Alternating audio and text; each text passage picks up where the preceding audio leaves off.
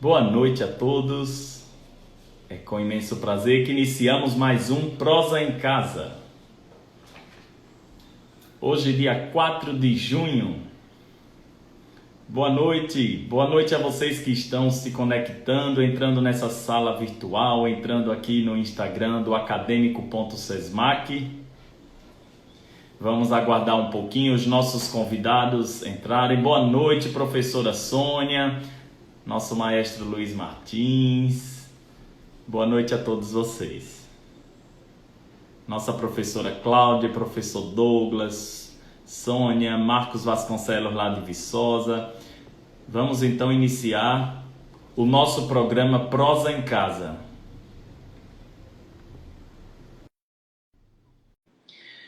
Sejam muito bem-vindos. Vamos iniciar o nosso programa Prosa em Casa, hoje, 4 de junho de 2020. E para essa abertura, convidamos o nosso vice-reitor do SESMAC, o professor Dr. Douglas Aprato Tenório, que fará essa abertura para posteriormente chamar o nosso convidado da noite também, Teotônio Vilela Filho.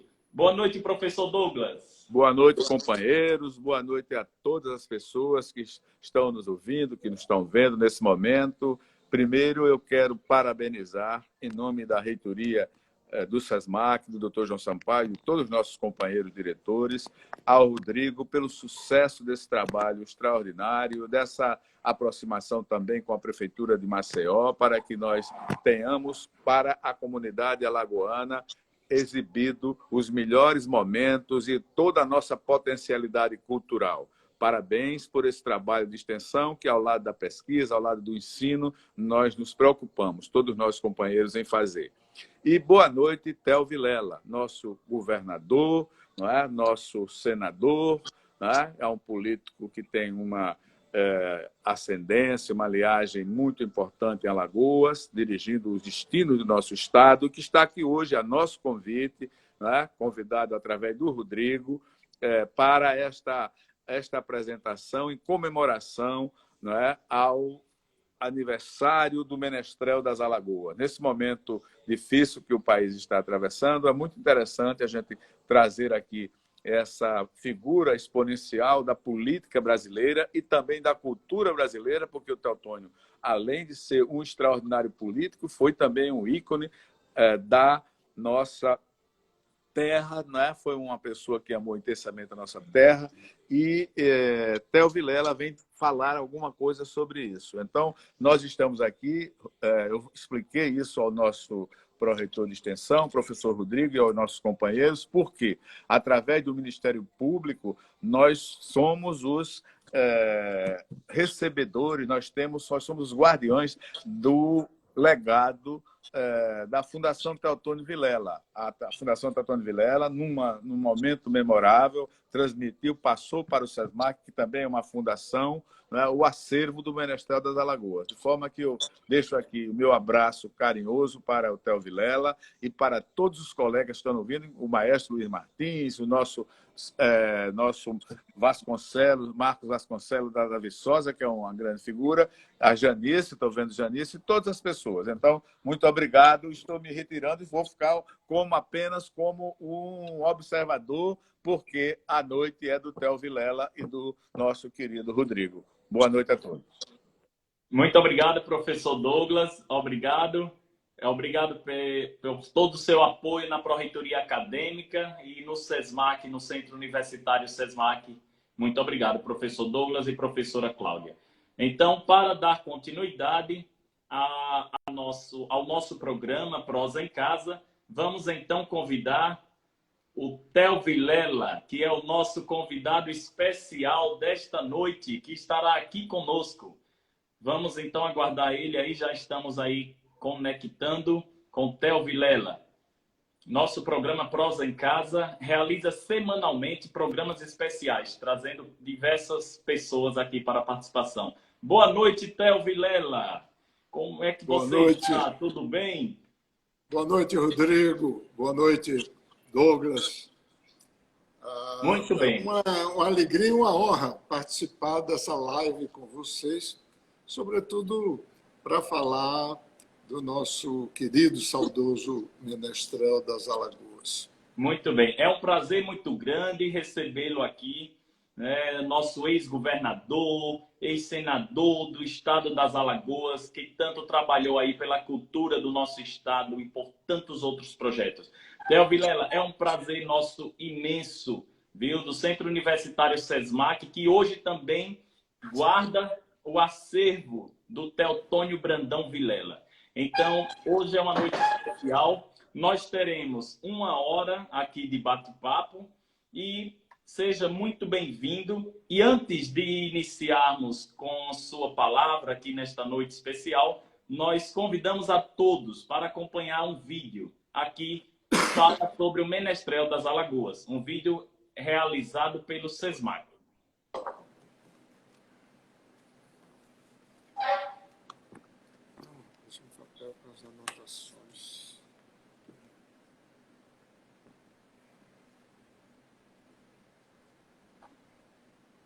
Um minutinho.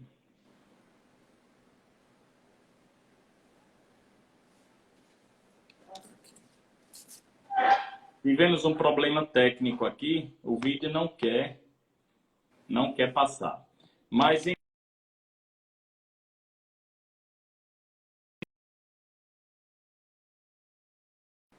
opa, voltamos. Tivemos um problema técnico aqui, mas vamos tentar solucionar para passar ele o nosso vídeo. Infelizmente, não estou conseguindo, Theo. Infelizmente, mas nós vamos ver se conseguimos daqui em uns instantes. Enquanto isso, eu passo a palavra para você, para o senhor Teotônio Vilela Filho.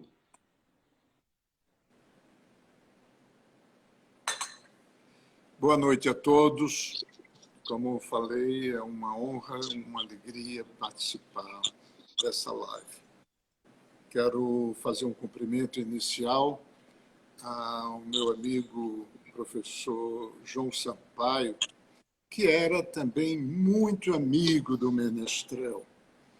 João Sampaio, quando foi prefeito de Maceió, ele estreitou uma relação de amizade muito grande com o meu pai, o velho Teotônio. Então, essa amizade é de longa data. Eu sou entusiasta da iniciativa do João Sampaio de fundar o SESMAC, de criar essa instituição que a cada dia ganha o respeito e presta um serviço extraordinário à sociedade alagoana. Da mesma forma, ao Douglas, que está aí firme no comando do processo, elevando a cada dia o SESMAC. No dia que foi acolhido o acervo Teotônio, eu tive a oportunidade de, após a solenidade, o Douglas me pegou pela mão para conhecer, olha, que foi uma pequena parte do SESMAC, mas o suficiente para me deixar extasiado. É um trabalho extraordinário. Parabéns a todos vocês que fazem o SESMAC e, particularmente, a essa iniciativa de acolher o acervo de Teotônio para permitir que as novas gerações conheçam a figura magistral, a importância, a força, o simbolismo e o exemplo da vida e do trabalho de Teotônio Vilela. Esse acervo é muito importante. Eu quero aqui, em nome da minha família também, agradecer o gesto e a iniciativa do SESMAC, comandado, nesse caso específico, pelo Douglas, para acolher o acervo. Dito isso, queria também aqui, Rodrigo, me permita... Sim, a palavra é sua, Theo. Dado esse momento de pandemia, prestar minha solidariedade aos enfermos de Covid e a todos aqueles que perderam entes familiares. É um momento difícil que todo o Brasil e a sociedade, e o mundo inteiro, mas, como tudo na vida, vai passar com a graça de Deus. É verdade. É verdade, Theo. Então, o nosso tema de hoje, os 103 anos do Menestrel das Alagoas. Então, eu queria que você iniciasse falando sobre essa terra maravilhosa, nossa querida Viçosa das Alagoas, Theo. É verdade. A nossa terra, porque você é conterrâneo também, né, Rodrigo? Isso, Você é lá lá do do, Bananal, lá do Bananal, isso terra em que o mesmo. velho Teotônio corria vaquejadas magistrais. Uma vez levou uma queda de um cavalo lá, quase se lasca todo, mas graças a Deus recuperou-se para ver. Olha só. O Teotônio, que criou, o Teotônio provocou um clarão no Brasil, mas um clarão que atingiu todos os rincões do Brasil. E este clarão inspirou esperança, inspirou dignidade, confiança e trouxe para os brasileiros um sentimento de que aqui existe uma pátria. E este homem, durante um período de tempo, um período longo, por uns 2 anos, ele estava em todos os lugares. Ao mesmo tempo, não parava de norte a sul desse Brasil, de modo que era o que se falava nas igrejas, nas escolas, nos bares, nas esquinas, nos auditórios. Só se falava em Teotônio Vilela, não pelo Teotônio, mas pelo que pregava e pela força com que pregava. E tudo isso, como você já colocou, começou lá na Viçosa. Então, vamos voltar um pouco à nossa Viçosa, nossa querida Viçosa, que todos amamos tanto. Teotônio nasceu numa casa simples que o pai dele tinha. O pai dele morava no engenho, Capitão Senhor, morava no engenho, mas minha avó, para dar à luz, veio para Viçosa.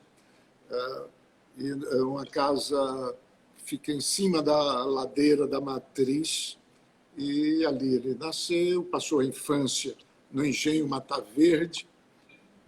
E essa infância no engenho Mata Verde foi o primeiro passo para trazer para a natureza daquele homem extraordinário o amor à terra, o amor às pessoas simples, porque ele adorava conversar com os moradores do engenho, o cortador de cana, o operário lá do engenho, o carreiro e, sobretudo, o vaqueiro.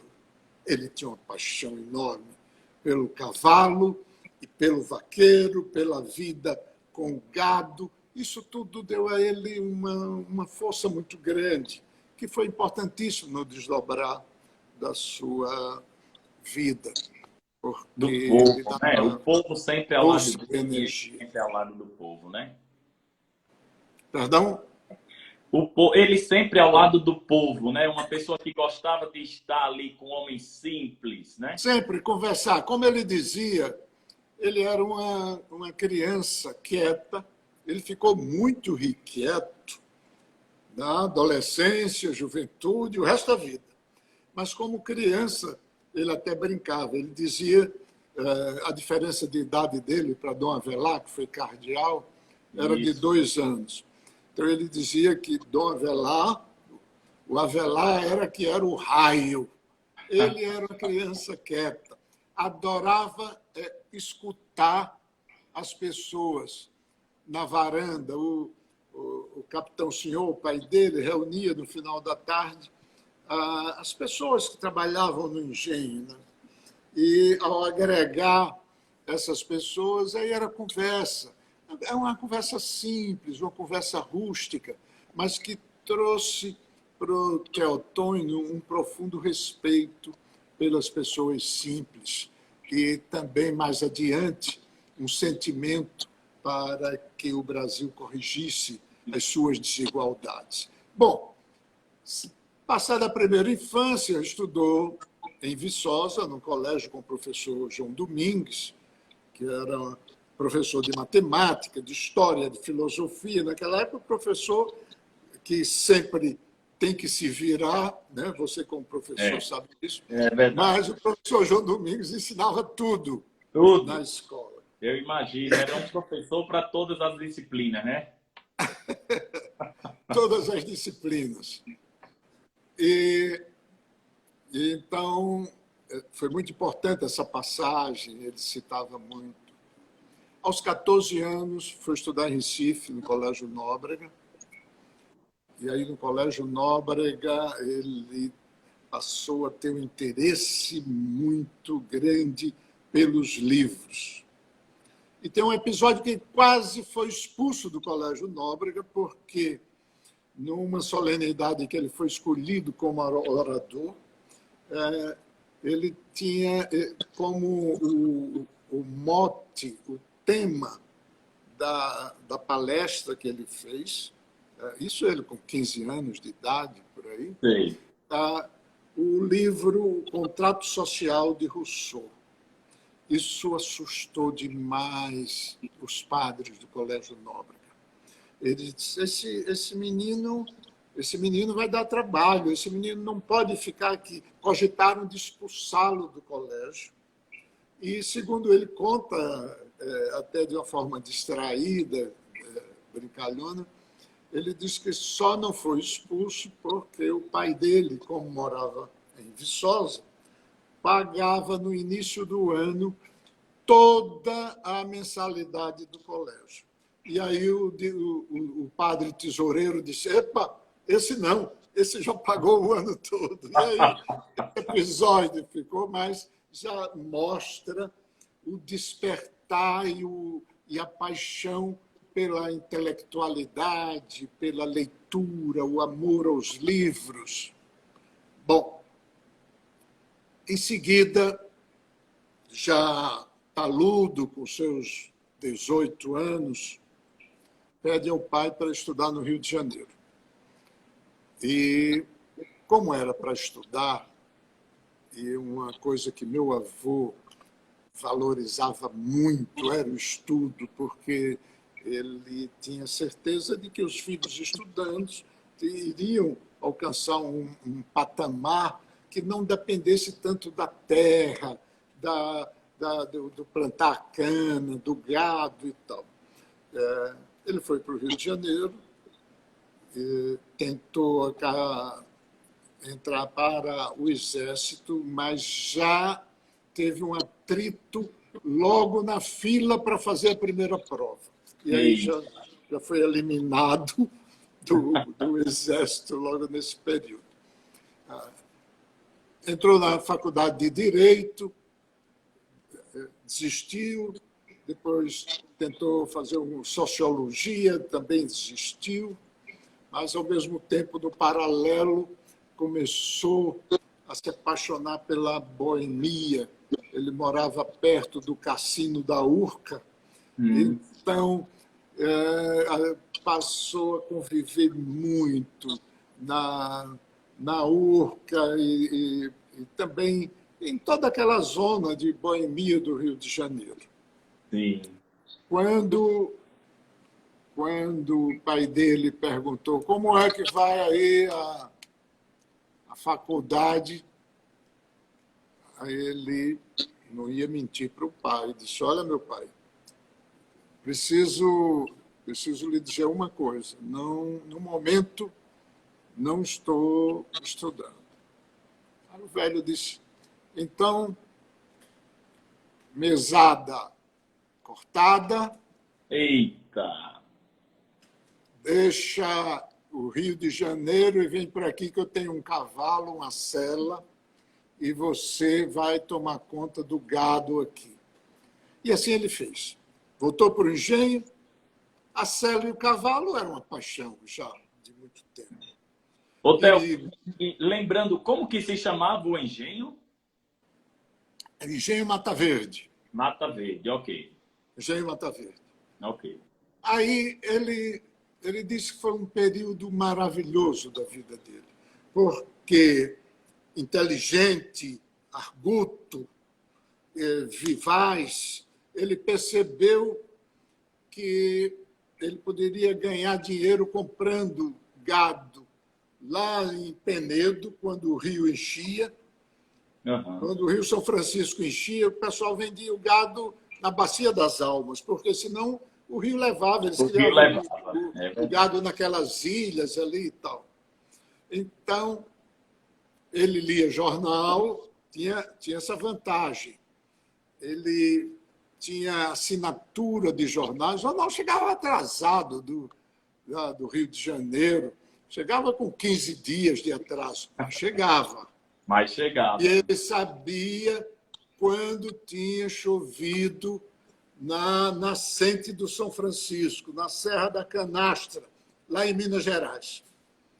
Em Minas Gerais, isso mesmo. Choveu em Minas Gerais. Ele já montava no cavalo, arrebanhava os vaqueiros, ia para a região de Penedo.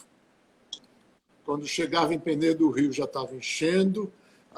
Os fazendeiros que criavam o gado naquelas ilhas, nas margens, já vendiam, tinha que vender. E ele, então, comprava. O pessoal ficava impressionado, achava que ele era adivinho, porque ele chegava para comprar o gado justamente quando o rio já estava enchendo. Como é que você sabe, rapaz? Ele sabia, já era aquela... Ele lia o jornal, ele sabia. Passou a ser um tangerino. Levava... Deixa eu só beber aqui uma água. Tá. Iam com vaqueiro, 10, 15 vaqueiros, porque comprava 200, 300 cabeças de gado e vinha tangendo esse gado de Penedo até a região de Viçosa. Levava 20, 30 dias. Já pensou? Montado no cavalo. E Olha. Ele vinha atrás um burro com uma cangalha, com uns tamboretes de madeira. Os caçoar, né, que o pessoal chama. No caçoar. Ali vinha farinha, carne seca, cachaça, que tinha que ter para, de vez em quando, dar uma organizada na alma. Né? E, olha só, livros. Tinha um caixote só de livros. Olha só que tipo de boiadeiro. Carregava um livro num caixote, porque às vezes precisava parar a boiada para descansar, e nesse momento ele tinha o seu velho companheiro, o livro. Ganhou dinheiro com esse negócio do gado, conseguiu convencer alguns primos e tios a montarem uma usina, montou a usina Boa Sorte, à época, isso em 1948. Olha só. Montou a usina Boa Sorte e passou a trabalhar na usina, se entusiasmou pela política, porque como ele tinha uma facilidade imensa de se relacionar com as pessoas, era um excelente orador, era um culto, gostava do meio intelectual. Em 1955, foi candidato a deputado estadual, ganhou a eleição para deputado estadual e foi um deputado muito atuante. Em 1957, ele era o líder da oposição na época do impeachment, de um processo de impeachment contra o então governador Muniz Falcão. Uhum. Isso dava um trabalho grande, porque o impeachment, que não foi bem sucedido ao final, mas o processo de impeachment é muito trabalhoso, muito doloroso. Foi uma guerra. Houve, inclusive, nessa época, o famoso tiroteio dentro da Assembleia Legislativa. Os deputados foram todos armados, trocaram tiros, morreu o sogro do governador, outros deputados ficaram feridos, Carlos Gomes de Barros, o jornalista Márcio Moreira Alves veio do Rio de Janeiro cobrir essa sessão da Assembleia e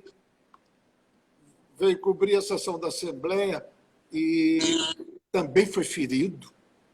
Foi uma coisa séria, né? Isso foi notícia no mundo inteiro, porque é inusitado uma sessão na Assembleia Legislativa, bancos, sacos de areia de um lado, sacos de areia de outro, e os deputados tocando tiro.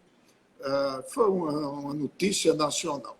Mas, bom, Teotônio era o líder da oposição, portanto, uma figura de proa nesse processo do impeachment.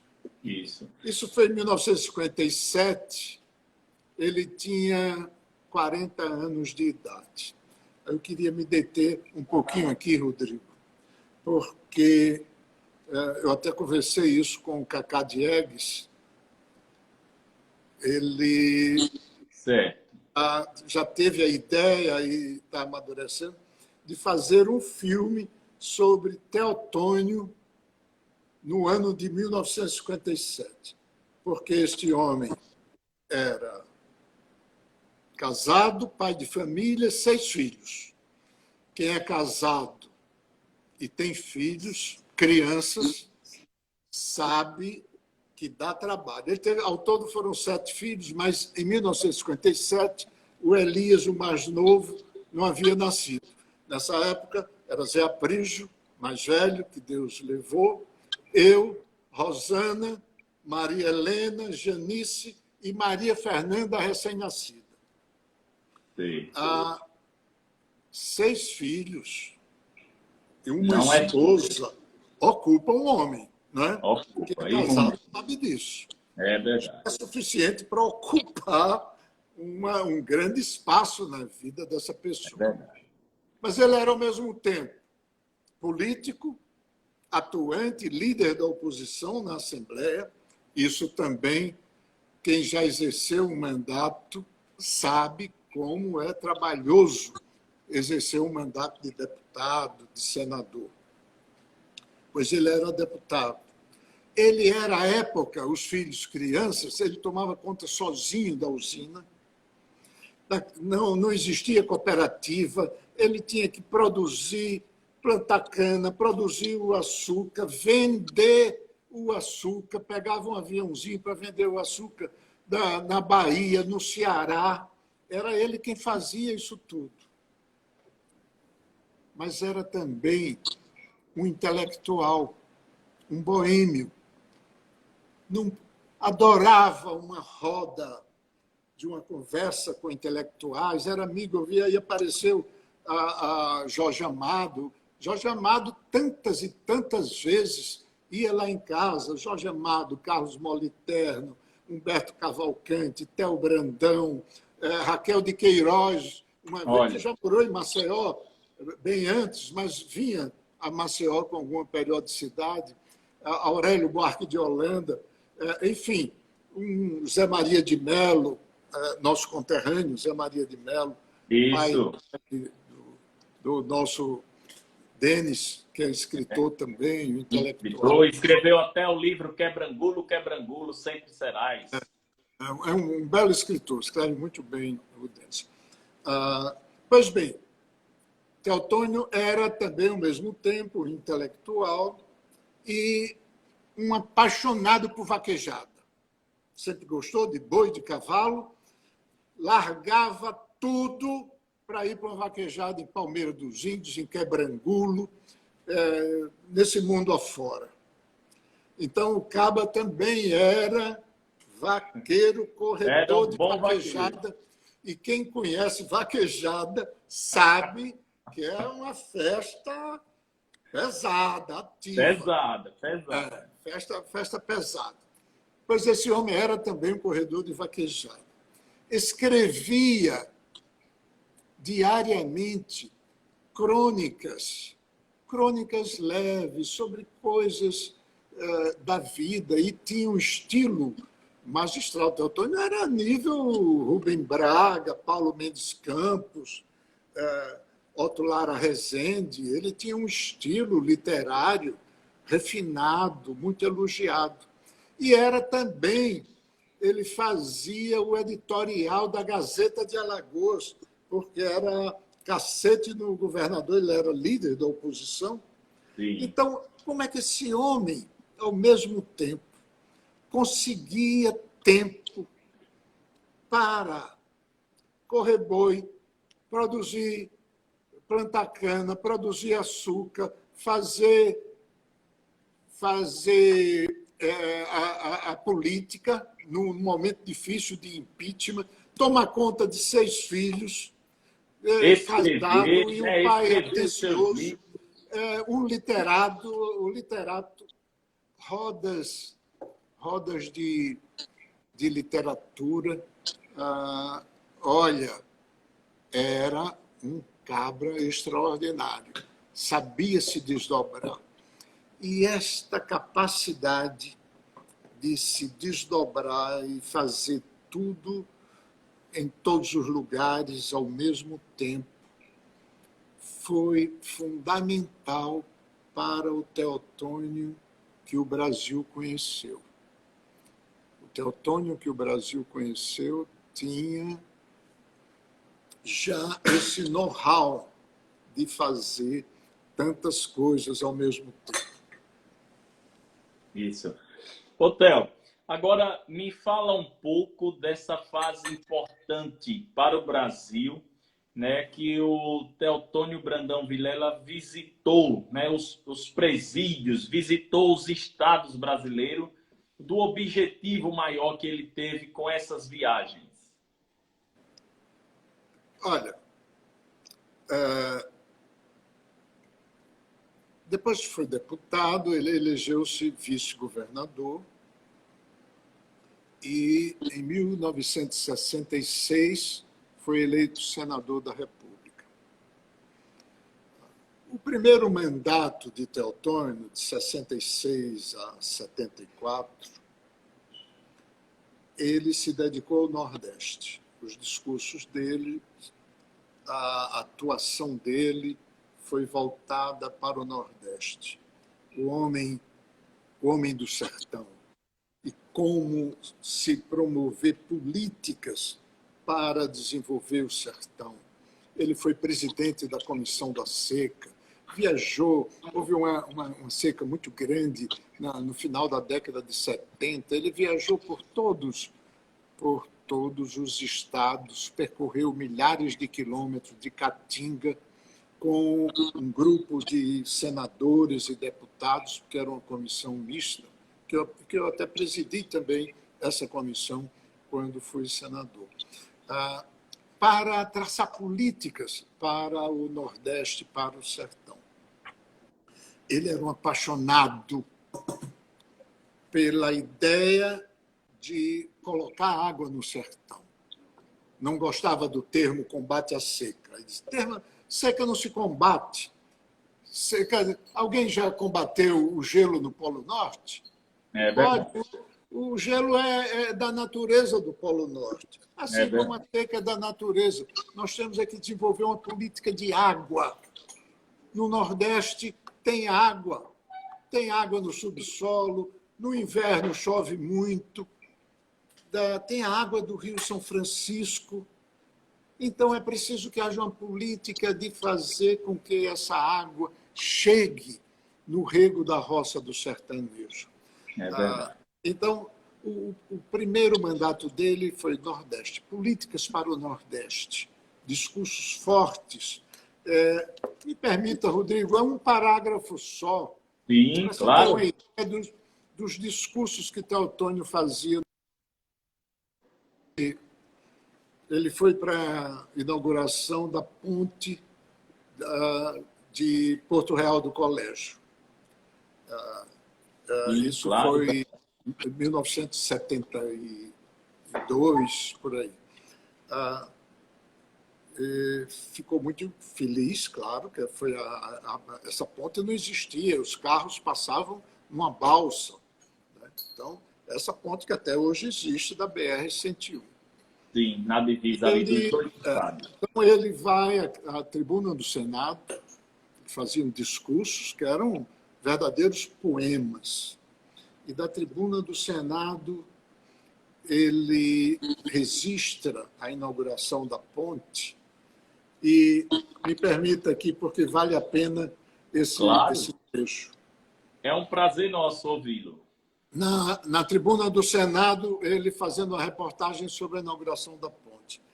Aí diz: haverá sonho mais bonito do que sonhar do alto da ponte majestosa, uma ponte maravilhosa, do alto da ponte da unidade nacional, que aquela água que passa lá embaixo vai ser do sertanejo, vai correr na bica da sua casa, no rego de barro da sua roça.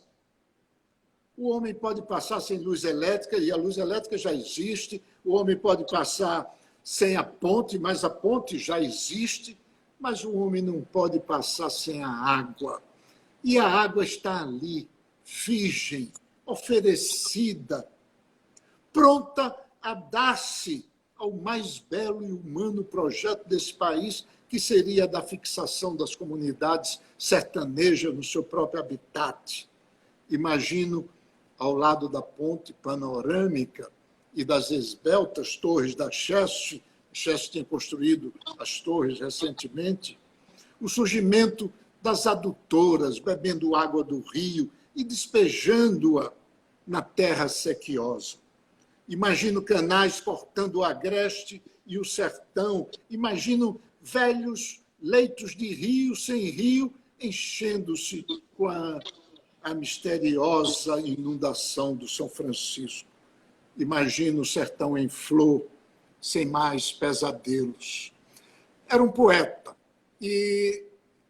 mas não ficava na conversa. Ele tinha projetos para o Nordeste, projetos para o sertão.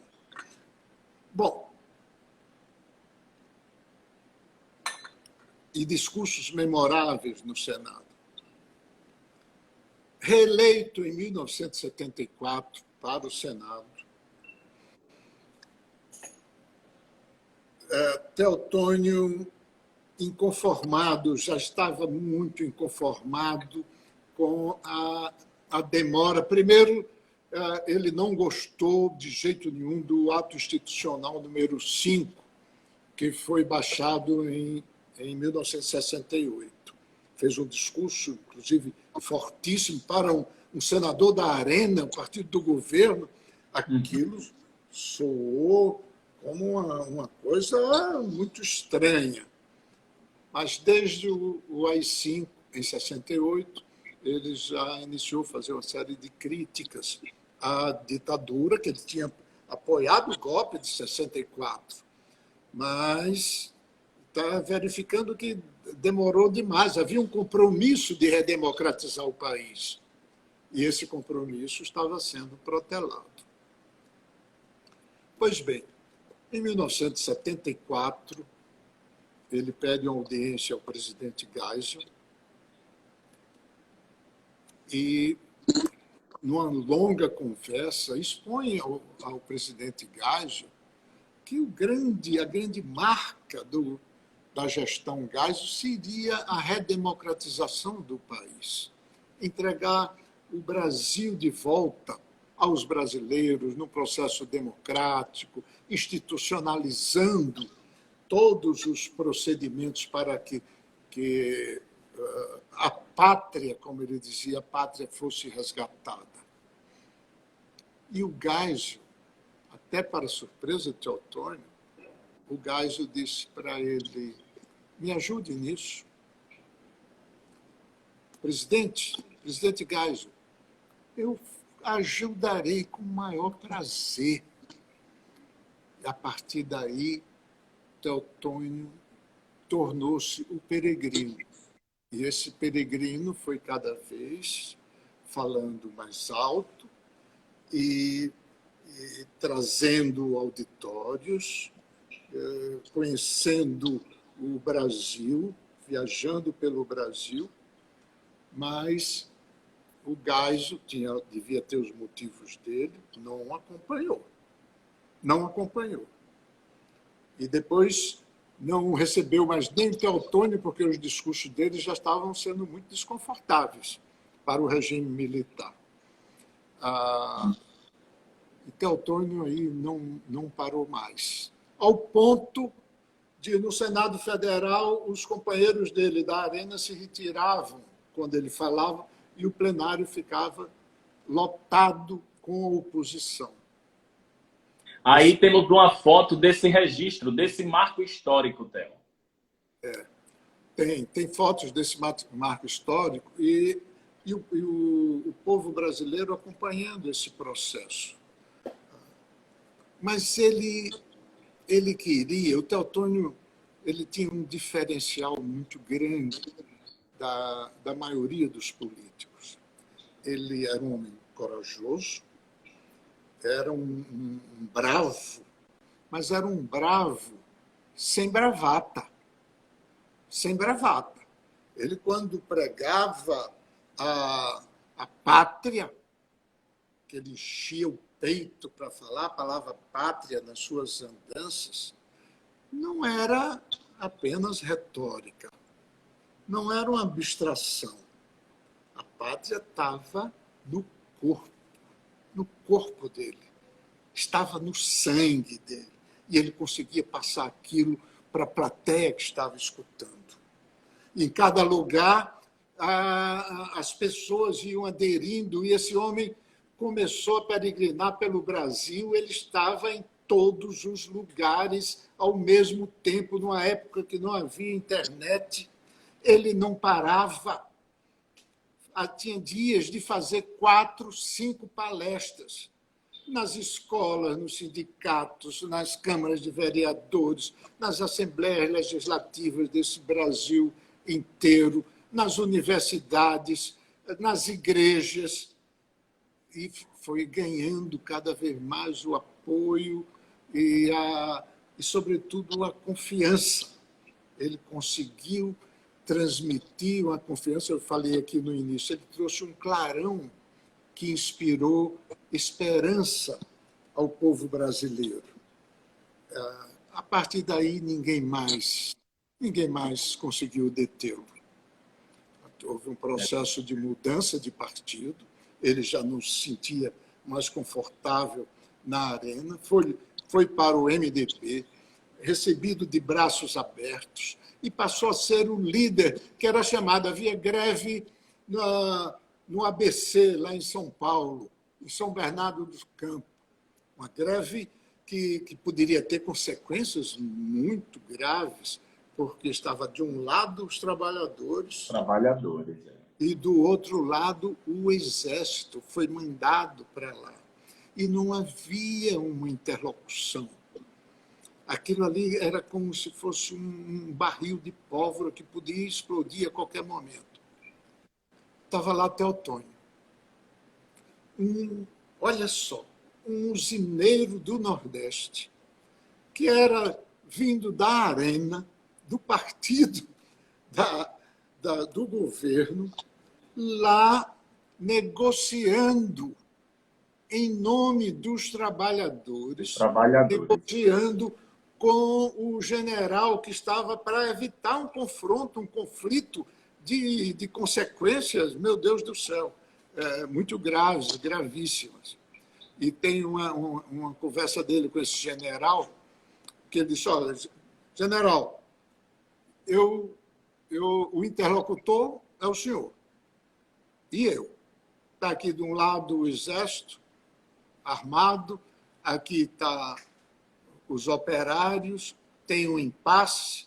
Se nós dois não nos entendermos, vai haver um conflito, vai morrer muita gente, e as pessoas vão dizer um político demagogo e um general despreparado causaram esse desastre que está aí. E, dessa forma, ele se entendeu com o general, ficaram muito amigos depois, se entendeu e pacificou a greve do ABC, onde tinha problemas no Brasil. Então, ele traçou a bandeira para a redemocratização, era anistia.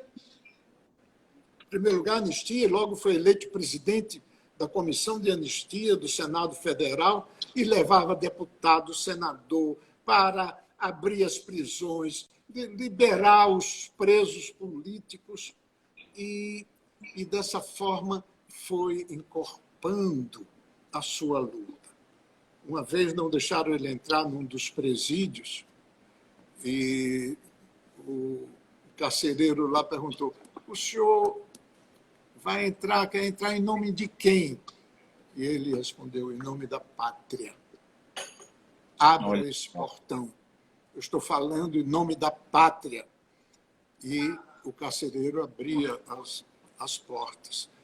A anistia foi essa frase, Theo, trouxe muitos brasileiros que estavam exilados e muita gente, a partir daí, saiu. Foi uma pacificação do Brasil consigo próprio. A anistia foi muito importante. Quem não se lembra da música A Volta do Irmão do Enfio, de tanta gente que partiu no rabo de foguete, foi um momento muito forte na história da redemocratização. Mas ele tinha um projeto, o Teotônio tinha um projeto, não era só o discurso, como eu falei, ele tinha ideias e construiu o projeto Brasil, onde tinha toda uma estratégia para a anistia, para a Assembleia Nacional Constituinte, para as eleições diretas, a institucionalização do país. E, dessa forma, ele foi angariando cada vez mais adeptos, de modo a chegar um momento, aí ele já no MDB, que... Eu faço até uma fala, Theo, que há registro aqui nos livros de história, né? Que ele dizia sempre que ele precisava estar com o povo para passar as informações ao trabalhador, explicando sempre de uma forma mais simples, né? Na linguagem do povo, para que o povo compreendesse o objetivo e que quando as pessoas, há nos relatos registrados, que ele sempre dizia, quando as pessoas tivessem conhecimento de toda essa luta, o povo era quem ia convocar a Assembleia Nacional Constituinte. Ele procurava sempre trazer o velho Teotônio, ele sabia pensar, porque tinha vivência da própria experiência, com que ele aliava a experiência de leitura e das suas convicções. Então, ele sabia pensar, sabia dizer e, o mais importante, ele sentia o que pensava e o que dizia.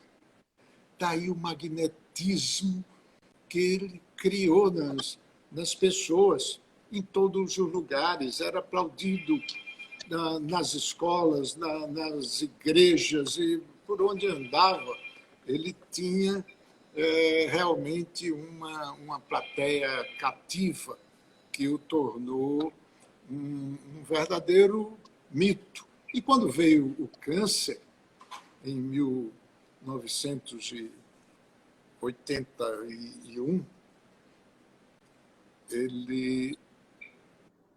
esse homem que todos pensavam que ele iria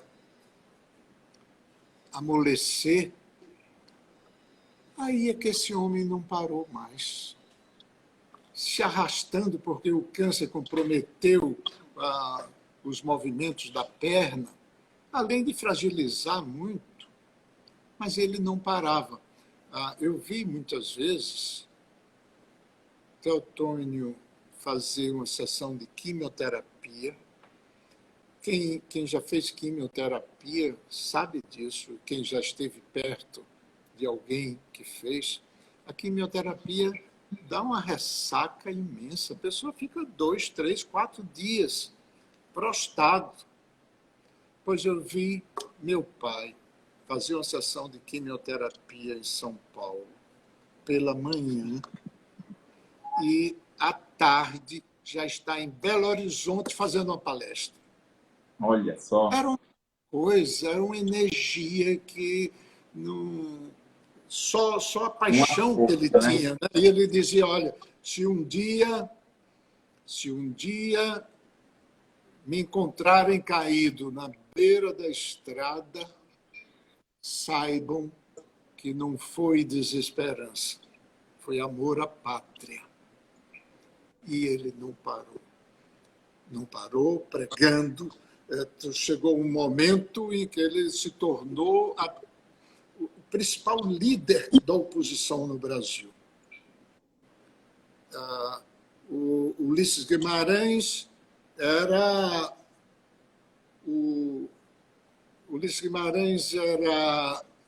o coração do PMDB. Tancredo Neves, o cérebro. Paulo Brossat era a voz. Mas Teotônio era a alma da oposição. Ele era a alma. Ele é que inspirava, contagiava e levantou esse país.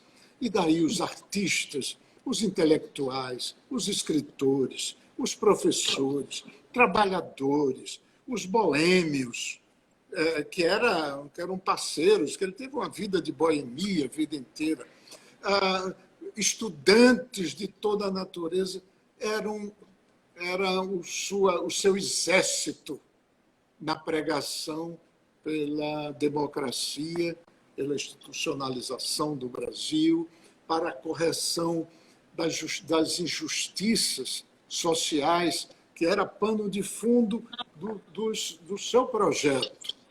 Teotônio era inconformado com a injustiça.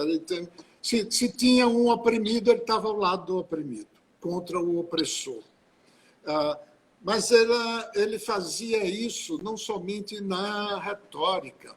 Ele tinha projetos e colocava esses projetos, ele submetia esses projetos aos partidos, ao Congresso Nacional, à República.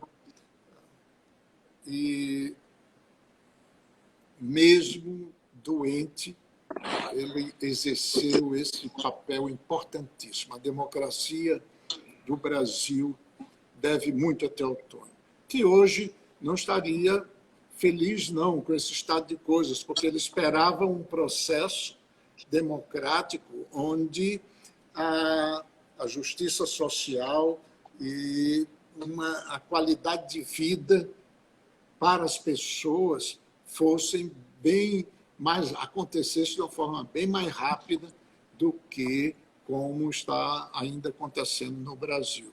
E hoje que nós vemos num impasse, os jornais todos mostram pessoas com saudade da ditadura, era bom reler um pouco como é que foi na ditadura. Não havia liberdade de imprensa, só saía a propaganda da ditadura. Teotônio, à época, mostrou com muita coragem, pagou um preço alto por isso, as mazelas de corrupção, a entrega do país às multinacionais, aos banqueiros internacionais, essa dívida sendo resgatada com morte de crianças, com morte de sertanejos, com o sofrimento do povo brasileiro. O processo da ditadura, no início, deu uma alavancada grande na economia, mas não fez essas correções sociais e depois agravou.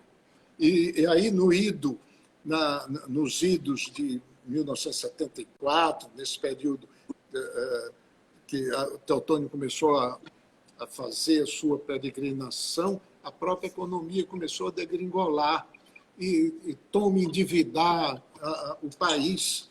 Então, ele tinha como bandeira a dívida externa, que estava sendo paga, como ele dizia, com o sangue e o suor dos brasileiros, né? Que ele hipotecou a dignidade dos brasileiros com a dívida externa, a dívida interna, a dívida social, que causava todas essas mazelas na vida das pessoas, e a dívida política, que era justamente a institucionalização para que houvesse uma Assembleia Nacional Constituinte, eleições para presidente da República.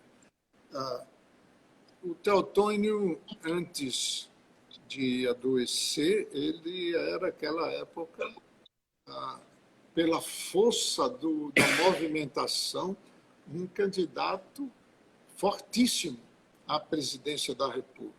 Ele nunca admitiu isso, até porque nunca foi a ambição, nunca foi a tônica dele. Ele era muito mais um idealista, um cívico.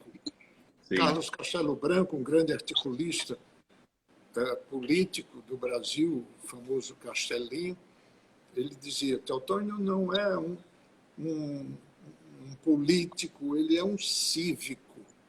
E, com a doença, tornou-se o santo cívico do Brasil. É esse seu conterrâneo, Rodrigo, que agora, a semana passada, dia 28 de maio, completaria 103 anos. Ele achava que ia viver muito, que quando ele adoeceu, ele pegava na orelha, que ele dizia, lá em Viçosa, na nossa terra, tem esse tá, diz que a pessoa que tem a orelha grande, né, vive muito. Quando ele adoeceu, ele pegava na orelha assim e dizia: me enganou, você me enganou. O tempo inteiro, eu nunca vi meu pai reclamar da vida no período da doença. Aliás, ele sempre foi da luta. Ele olhava na morte e disse: eu estou olhando no olho dela. Eu convivo com ela todos os dias e olho no olho da morte. E não tenho um pingo de medo. E talvez... Eu sei que ela não pode ter medo de mim, porque ela tem a favor dela a natureza. Mas eu não tenho medo da morte. Que morreu em casa, ouvindo... Ele pediu para se botar um canário belga, que era de minha mãe. Minha mãe adorava canário belga. Que é um Theo Vilela, infelizmente, o Instagram só nos permite uma live de 1 hora. Nós temos apenas 2 minutos para encerrar essa live, que, por mim, a gente ficaria horas aqui. Que história! É muito gratificante para nós brasileiros, né? Ter um grande homem, um grande político, um grande patriota e lutador pela democracia do nosso povo. Então, Theo, restam-nos 1 minuto e 40 segundos. Faça aí suas considerações. Falar de Teotônio nesse tempo realmente é impossível. Tem 3 biografias dele. Da Marli Silva, do Márcio Moreira Alves e do Carlos Marque. Eles não conseguiram completar o Teotônio em 1 hora, não dá. Rodrigo, muito obrigado ao SESMAC, obrigado Douglas, João Sampaio, uma honra, uma alegria e muito interessante para que o nome de Teotônio, com a sua luta, com seus ideais, suas convicções e o amor à pátria, que, como ele dizia, no Brasil existe uma pátria, existe, eu vi, essa pátria está lá. Nós temos que resgatar a pátria de Teotônio. Que Deus nos abençoe. Senhor Teotônio Vilela Filho, muito obrigado. Em nome do Centro Universitário SESMAC, da Pró-Reitoria Acadêmica, da Extensão Universitária, nós é que agradecemos. Foi uma live espetacular. Temos aí alguns participantes até lá do Rio de Janeiro. Mando um abraço a todos que estão nos acompanhando. Foi excelente, Theo. Infelizmente, nós só temos 1 hora, mas nós lhe agradecemos. Foi um bate-papo excelente. E é realmente uma história que está registrada e ficará né, na mente e no coração do povo brasileiro.